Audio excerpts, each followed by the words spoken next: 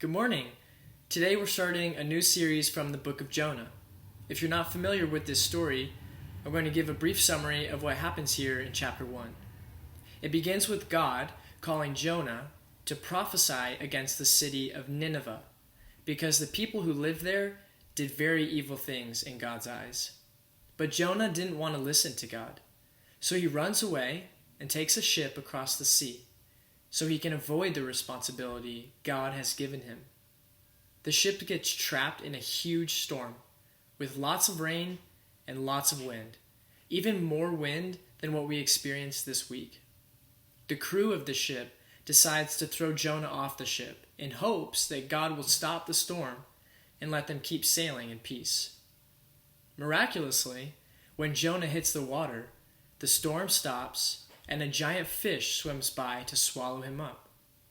Remember in Finding Nemo when Dory and Nemo's dad get swallowed by that big whale after Dory makes those whale sounds? Jonah experienced basically the same thing, and the silly part is that he put himself in that circumstance because he was afraid to trust God. Now, I'll be the first to admit that I would have probably been just as rebellious as Jonah. To him, God's request seemed impossible to fulfill. First of all, Nineveh was the city he was called to prophesy against, and it was among the largest cities in the world at the time.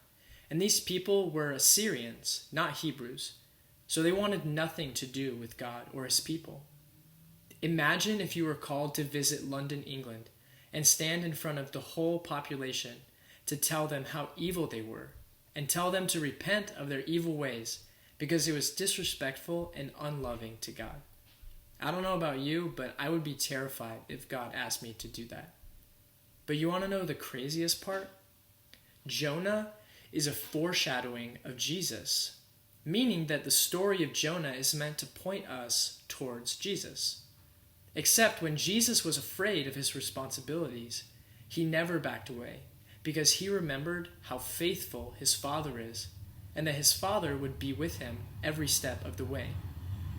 In a similar and much smaller way, God calls us as Christians to do scary things every day.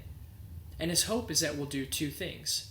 First, that we'll remember Jesus and how God the Father gave him the biggest task of all, to be sacrificed for the sins of all humanity, and how Jesus was perfectly obedient, and how his trust in God never fluctuated like Jonah's did, or ours does sometimes.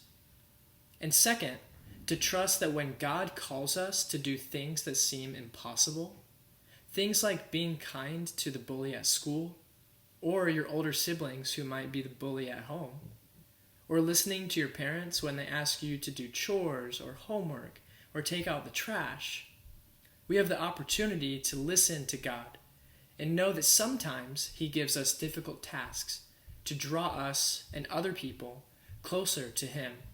And that was the whole purpose of God's mission for Jonah, for Nineveh to see the compassion of God and to know him, and for Jonah to know the same. I hope that helps you guys understand the first scene of Jonah a little bit better.